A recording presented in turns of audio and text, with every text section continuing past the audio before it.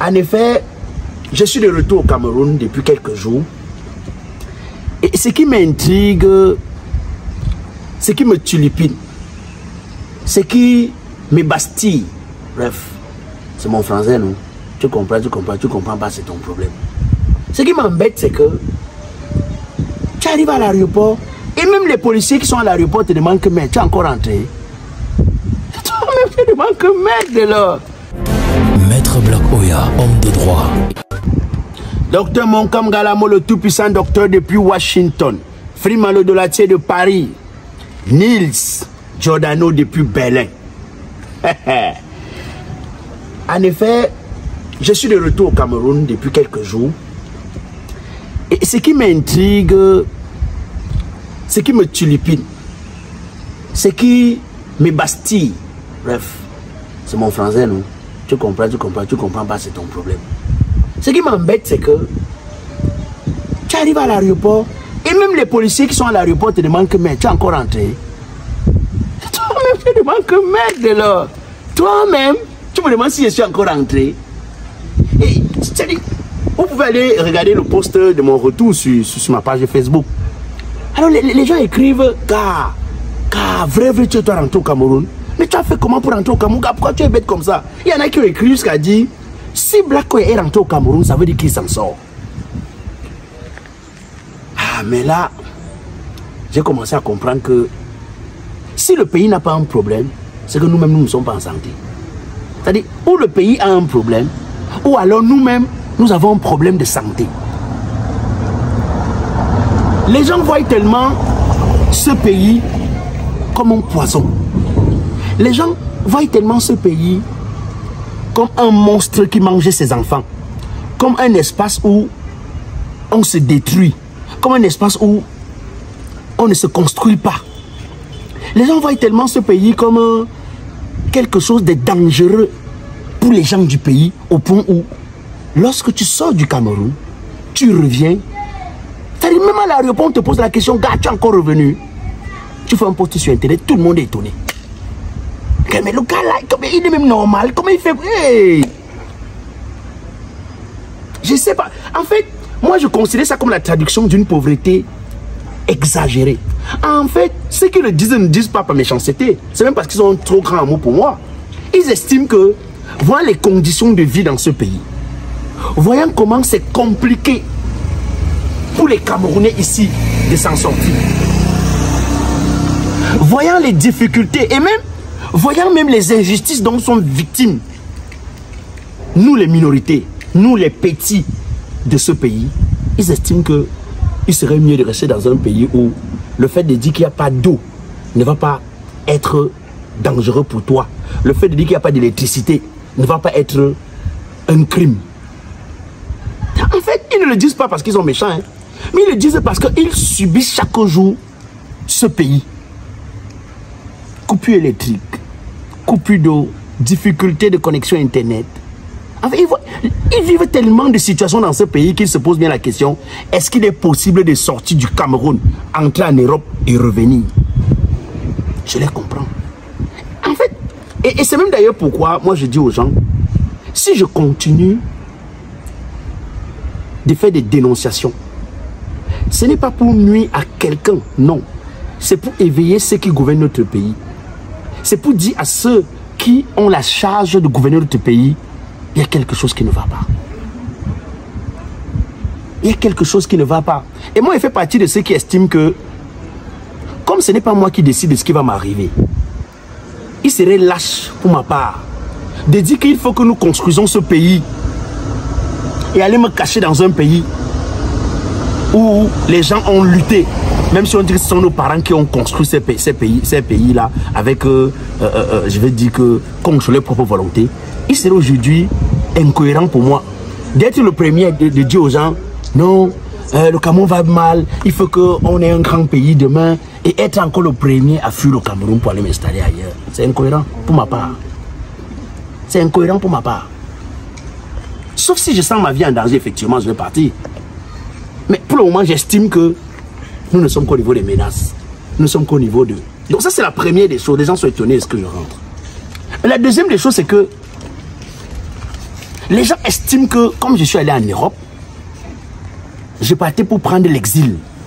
Mais s'ils trouvent que je pars, si les gens arrivent à dire que je partais prendre l'exil, ce n'est pas nécessairement la méchanceté de ces gens. Ce n'est pas parce qu'ils veulent que j'aille prendre l'exil, mais c'est parce qu'ils estiment que pour ce que je dis dans ce pays, pour les dénonciations que je fais, pour tout ce que j'arrive à éclairer les gens sur des sujets qu'ils estiment être dangereux, ils estiment que ça me met en danger. Ils estiment que ma vie n'est pas en sécurité et que sortir du Cameroun pour entrer en Europe, comme ça a été le cas, était une opportunité de me mettre à l'abri. C'est-à-dire que prendre l'exil. Sauf que, comme j'ai l'habitude de dire aux gens, si les gens qui gouvernent notre pays, alors si le pouvoir en place commence à voir le danger chez quelqu'un comme moi, qui n'a pas d'âme, qui n'a pas de relation, qui ne fait que dire qu'il n'y a pas l'eau, il n'y a pas la lumière, il n'y a pas de route. Au lieu que ça les pousse plus tôt, ça les met au travail, ça les permet de construire les routes, ça les pousse à nous donner de l'eau. Moi, je ne fais que dire qu'il n'y a pas de l'eau dans un pays où les villages se séparent avec des coups d'eau. Je veux comprendre. Il n'y a pas d'électricité dans un pays où on dit que c'est grâce à l'eau qu'on obtient l'électricité, alors que chaque village est séparé des coups d'eau. Je ne fais que dire ça. Si le fait de le dire, ils me trouvent comme un problème, ça veut dire qu'en fait, ils ne peuvent pas gouverner ce pays. Ils n'ont pas le niveau de gouverner ce pays. Parce qu'en réalité, je devrais être pour eux le thermomètre de leur gestion. Je devais être la vitrine, le miroir de leur gestion. C'est-à-dire qu'un gars comme moi, quand je dis que le Cameroun a les ordures, Douala sang, la capitale politique de notre pays sang, ils doivent être capables, eux, de dire que si le gars l'a dit ça, ça veut dire qu'il y a quelque chose qui ne va pas. Parce que je ne le dis pas pour détruire mon pays. C'est pourquoi d'ailleurs je reste au pays. Si je le disais parce que je n'aimais pas le pays, il serait allé rester ailleurs pour le dire. Je suis au Cameroun. Ça veut dire que si le Cameroun est un petit pays, ça veut dire que moi aussi je vis dans un petit pays. Si le Cameroun est un pays à négliger, ça veut dire que je vis dans un pays qui est à négliger. Si le Cameroun est un pays qui ne vaut pas la peine, qui ne vaut rien, ça veut dire que je vis dans un pays qui ne vaut rien. Et moi je suis Camerounais, je vous ai dit que même tant bien quand j'aurai une autre nationalité, je serai d'origine camerounaise. Donc, je ne sais pas comment on va faire pour retirer le sang camerounais dans mon corps. Je ne sais pas comment est-ce que je pourrais aimer un autre pays plus que le Cameroun. Donc il n'y a rien que je puisse dire ou que je puisse faire pour nuire au Cameroun que j'ai, parce que je n'ai pas un autre pays. Alors, toutes les dénonciations, sinon les déclarations que moi je fais, ce sont plutôt des alertes que j'envoie au gouvernement, que j'envoie au pouvoir, pour dire, nous avons un problème. Il faut qu'on s'arrête sur ce problème.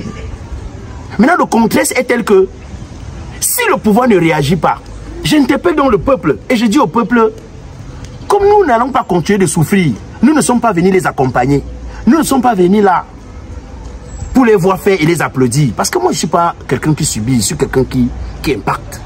Et chaque Camerounais devrait être capable d'impacter dans le domaine dans lequel il travaille ou il exerce ou alors il se situe. Donc nous devons être capables d'impacter. Nous devons refuser de subir, refuser d'applaudir, refuser d'être ceux qui passent le temps à pleurnicher. Et donc pour ça, si ceux qui nous gouvernent n'arrivent pas à nous retourner l'ascenseur, parce que quand on les vote, on les envoie l'ascenseur. S'ils n'arrivent pas à nous tourner l'ascenseur avec la bonne gestion, ce que nous devons faire, c'est aller aux urnes. C'est aller aux urnes. D'abord, on s'inscrit. 2. Voter le candidat idéal pour la transformation de notre pays. Au-delà des discours, regardez sa démarche, sa démarcation. Regardez si ce qu'il dit est proportionnel à ce que lui-même il représente. Parce que les gens disent des choses, ils sont éloquents. Mais est-ce qu'ils représentent ce qu'ils disent? Nous devons être capables de le faire. Donc moi, c'est ce que je ne sais pas en quoi est-ce qu'il serait un danger pour ce pays. Alors, troisième des choses, les gens me disent qu'on va t'arrêter. Et le seul argument, il est de même, on va arrêter pourquoi? Le seul argument est tel que, ah, n'est-ce pas, tu soutiens Maurice Kamto? N'est-ce pas, hein, tu es proche de Maurice Kamto? N'est-ce pas, tout ce que tu dis, c'est à l'avantage du MSC? Alors moi, je dis donc une chose. Moi, je vois des artistes soutenir les partis politiques et pourtant, ils ne sont pas en danger. C'est-à-dire que le gouvernement camerounais a même suivi qu'on a arrêté quelqu'un parce qu'il a soutenu le parti au pouvoir ou un autre parti. Mais si dit quelque chose qui est en harmonie avec le MS ou le professeur Maurice Kamto, me met en danger, c'est qu'il y a un problème. C'est qu'il y a un problème. Si c'est que Maurice Kamto, le professeur Maurice Kamto est interdit de soutien au Cameroun, ou interdit, s'il est interdit de dire quelque chose qui va dans son sens, de dire quelque chose qui soit en harmonie avec sa vision, qu'on le dise officiellement, parce que à chaque fois on me renvoie le fait que comme je dis des choses qui vont à l'avantage du professeur Maurice Kamto, on va m'arrêter. Ma vie est en danger. Je vais voir ce qu'on va me faire. Mais si c'est vrai que le nom professeur Maurice Kamto est dangereux pour le Cameroun, on n'a qu'à dire officiellement et le publier au journal que non, ce gars-là, on ne devrait même plus appeler son nom. Personne n'a le droit de dire quelque chose. Ou alors le MSC, on ne doit même pas... Non, je ne comprends pas. Si le MSC reste encore un parti politique au Cameroun, si le professeur Maurice Kamto reste encore un citoyen camerounais, donc en capacité de gouverner le Cameroun, mais pourquoi est-ce que si je dis quelque chose qui va à son sens, moi j'ai fait une sortie qui était claire. Le professeur Maurice Kamto a volé mon cœur. Jusqu'à présent, c'est le candidat qui a volé mon cœur, pas son discours, pas son agissement, pas sa démarcation, pas son programme politique et surtout pas sa façon de faire la politique. Je l'ai dit. Je l'ai dit. Donc je ne suis pas encore militant. Il y a des artistes qui sont déjà des militants. Mais ça ne pose pas de problème. Les vies n'est pas en danger. On ne les menace pas d'arrêt. On ne dit pas qu'on pourrait les faire quelque chose. Mais moi, je dis encore seulement que je suis en harmonie. C'est-à-dire que la vision, ce que présente le professeur Maurice Kamto me charme. La vision du professeur Maurice Kamto et du MSC qui porte sa candidature est une vision magnifique pour tout ce qu'on m'a présenté. Pour moi, c'est le meilleur pour le moment. Rien que pour ça, les gens estiment que je suis déjà en danger. Je veux comprendre. Je veux comprendre. Je vous ai dit que 2025 sera une année très difficile. Une année délicate. Une année compliquée. Et pourquoi? Parce que 2025 est une année où on a trop souffert.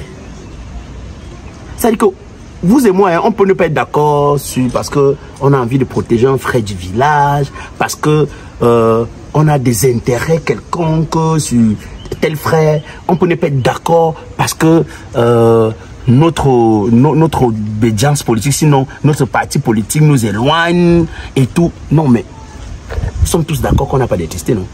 Enfin, ça vient, ça part tout le temps. Que c'est difficile d'entreprendre au Cameroun avec l'électricité. Nous sommes tous d'accord. Nous sommes tous d'accord qu'on a un problème d'eau. Si quelqu'un dit qu'il vient chez moi, non, moi je n'en ai même pas de prix. Nous sommes tous d'accord que on a des problèmes de connexion Internet. Et qu'aujourd'hui le monde est... Ça va à la vitesse vraiment difficile à fonctionner si tu n'as pas Internet. On n'a pas Internet. À chaque fois où tu appelles quelqu'un au Cameroun, ou bien quand tu es au Cameroun et quelqu'un t'appelle, vous êtes obligé de faire allô, allô, allô. Ce n'est pas moi. C'est réel. Nous sommes tous d'accord qu'on a un problème de route. Nous sommes d'accord qu'on a un problème de système scolaire. Nous sommes d'accord qu'on a un problème de mentalité, d'éducation civique. Si on est tous d'accord sur ce tas de choses, si on est tous d'accord sur ça, comment est-ce qu'on ne peut pas être d'accord que le temps est venu au changement? Comment on peut être d'accord que le temps est venu de passer à autre chose? C'est-à-dire qu'on a beau ne pas être content, mais soyons quand même, c'est-à-dire qu'on a beau s'éloigner parce que par rapport à nos intérêts, mais soyons honnêtes, soyons d'accord sur un point. Est-ce que ce pays va bien? Est-ce qu'on a le minimum dont les autres pays ont? Est-ce qu'on est fier lorsqu'on sort seulement du Cameroun et qu'on va en Côte d'Ivoire? Est-ce qu'on est fier du Cameroun lorsqu'on arrive au Maroc, en Égypte? Je ne vais pas de l'Europe, on va dire que l'Europe est éloignée, que nous sommes des pays... Non, parlons de nos pays d'Afrique. Les seuls pays avec lesquels nous pouvons facilement nous comparer, c'est les Centrafrique. Quand vous arrivez en Guinée Équatoriale, vous avez l'impression que qu'on est en retard de 20 ans. Pourquoi? C'est pas moi qui filme et qui montre partout que Yaoundé est aujourd'hui la capitale où vit la République. C'est pas moi. Douala, capitale politique, économique plutôt. Ce n'est pas moi. C'est clair, chacun, ça sent chacun, non? Qu'est-ce que les gens ne comprennent pas? C'est-à-dire que si aujourd'hui au Cameroun, Quand un Camerounais dit qu'il n'y a pas l'eau, au lieu de trouver la solution pour l'eau, on trouve qu'il faut l'arrêter. Mais vous allez arrêter tous les Camerounais, vous avez fait comment? Vous n'avez même pas l'espoir pour les mettre.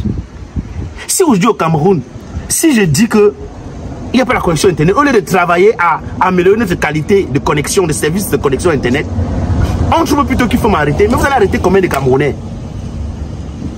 Si on dit qu'il n'y a pas de route, et que vous trouvez plutôt qu'au lieu d'arranger les routes, il faut plutôt les arrêter, il y a un problème. Moi, je suis arrivé en Éthiopie quand j'allais en Europe. J'ai fait une photo, j'ai envoyé à un ami ici au Cameroun. Je lui ai pas dit que j'étais en Éthiopie. Le gars me dit, waouh, gars, ton visage a changé à peine tu es entré en Europe. Je lui ai dit non. Je suis à l'aéroport de l'Éthiopie. Vous voyez un peu la réaction. Je lui ai dit, je suis à l'aéroport de l'Éthiopie. C'est triste. Parce que si les gens disent qu'ils veulent transformer un pays, vous allez voir ça d'abord par rapport à l'aéroport. Quand vous descendez à l'aéroport de l'Éthiopie, je n'ai pas besoin d'entrer en Éthiopie. Hein. Tout de suite, j'ai dit café, chapeau, respect. Tout de suite. Je suis arrivé à Berlin. Pendant que moi, je criais, waouh! Mon ami qui est venu me chercher à l'aéroport me dit que les populations de Berlin se plaignent que l'aéroport là ne leur ressemble pas. J'ai dit, hein? Ils disent que non. Que les populations se sont plaintes que l'aéroport là ne leur ressemble pas. Apparemment, ils ont une gare là-bas qui est plus belle que l'aéroport. Moi, j'ai dit, mon Dieu. Mon Dieu, donnez-nous seulement les 1 millième de ça au Cameroun. Est-ce que le dit les choses qui sont visibles, qui sont palpables, c'est être méchant, c'est détester le Cameroun? Mais les gens veulent même quoi à la fin? On est fiers de ce qui nous arrive là. Que moi, Black, à chaque fois qu'il regarde ma voiture comme ça pour parler, je parle en me disant que peut-être que les voitures qui circulent là, il y a quelqu'un qui va m'arrêter, qui va s'attaquer à ma vie, qui va m'ôter la vie. Le vrai problème avec nous, c'est que on est tellement dans ce qui pourrait nous arriver qu'on évite de revendiquer tout de suite ce qu'on en a besoin. Et en fait, quelque chose finit toujours par nous arriver parce que le fait de ne pas revendiquer, on meurt à petit feu. Pourtant, si on dit que non, on n'a pas l'eau, donnez-nous de l'eau. Peut-être qu'on peut au moins boire et vivre 2 jours. Peut-être que le fait de demander aussi l'eau peut être un danger. Mais le fait de ne pas le demander, on meurt parce qu'on boit de l'eau sale aussi. On meurt de choléra. Le vrai problème avec nous, les Camerounais, notre vrai problème, c'est le fait que on pense trop à ce qui pourrait nous arriver alors qu'on ne maîtrise pas ce qui va nous arriver dans les minutes qui suivent. Et même ceux qui arrivent à nous faire ce qu'ils font là, ils ne maîtrisent pas ce qui va leur arriver. Ils ne savent pas, ils ne connaissent pas demain. La seule chose que Dieu a gardé ça comme exclusivité, c'est l'après. L'après ne nous concerne pas. Même celui qui vient t'arrêter là, il ne sait pas s'il va sortir comme ça, il va s'écrouler devant toi. Il ne sait même pas. Même celui qui décide. Non, en fait, la seule chose que Dieu a gardé l'exclusivité dessus, c'est l'après. Ça lui appartient. Mais parce que moi, je ne connais pas l'après, je ne me soucie pas de l'après. Je me soucie de tout de suite. On me dit, tais-toi, oui, je me tais. On me dit, ne parlez plus, ta vie en danger. Ils ont raison. On me dit, évite, ces gens-là sont dangereux. J'ai dit, je ne les connais pas, donc je n'ai pas à avoir peur des gens que je ne connais pas. Les gens dangereux, je ne les connais pas. Et la chose que je dis, c'est, quand ils vont me faire du mal, il faut donc que je parle plus. Il faut que je revendique plus, que je ne dénonce plus rien. Ok. De toutes les façons, me font toujours du mal parce que je souffre. Le fait de ne pas dénoncer, je souffre du manque de ce que j'aurais pu dénoncer, peut-être pour avoir. En tout cas, quand j'ai l'habitude de vous dire, doucement, doucement, on n'est pas pressé. Un pas après un autre. Et si vous voulez transporter des colis de l'Europe pour l'Afrique, Eral Bagespro. Eral Bagespro, c'est le professionnel de transport de colis. Mesdames et messieurs, un autre contact est un mensonge. Voilà le meilleur contact qui travaille avec toute la sécurité, toute la sérénité possible. Eral Bagespro. Vous voulez transporter de l'Afrique pour l'Europe, pareil. Vous voulez faire ce qu'on appelle le groupage. Vous avez Eral Bagespro. Le groupage, c'est-à-dire que vous avez une petite quantité de marchandises, l'autre, on fait le groupage. Vous voulez dédouaner votre marchandise au Cameroun, vous avez des professionnels, ou en Europe, vous avez des professionnels, Eral Bagespro. Donc, désormais, ne dites pas que vous ne saviez pas, parce que vous savez.